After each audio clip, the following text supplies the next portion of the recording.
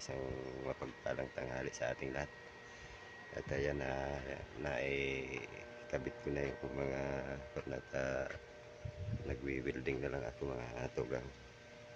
Ayan, paki-like, subscribe at follow ang aking ang aking content. At ayan, hanggang sa YouTube or YouTube, Facebook at TikTok ay ako'y mayroong post na na mga content na gaya nitong reels.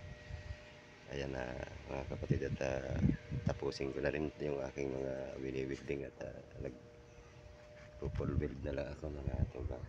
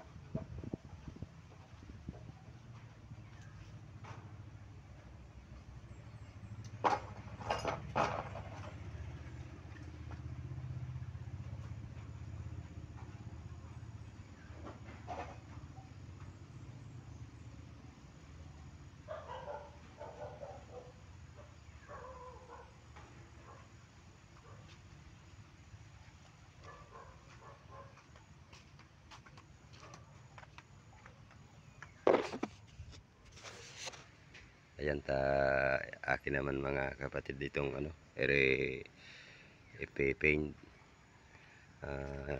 primer epoxy nga pala mga kapatid ang aking gamitin dito. Yan natapos ko nang ikabit mga kapatid. Yan sa kabuuan ng gawa ko dito mga kapatid, ano lang ito, simula sa paghukay, paglagay niyang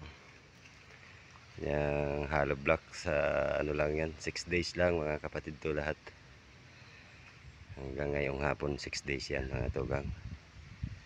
At ganun ko siya kabilis na ano, nagawa. Solo-solo lang ako mga kapatid, at di na ako nagkuha ng labor. At yun, mapapalaki nga yung charge sa labor pagka nagkuha pa ako ng helper. Kaya yun, minabuti ko ako na lang gumawa para hindi na mabigatan yung ano, yung nagpatrabaho, at nagtitipid din sa pera. Yan, isang magandang tanghali mga tugang, at sana'y lagi tayong ipag-adya ng ating Panginoon sa anumang mga kapahamakan. Yan, bye bye.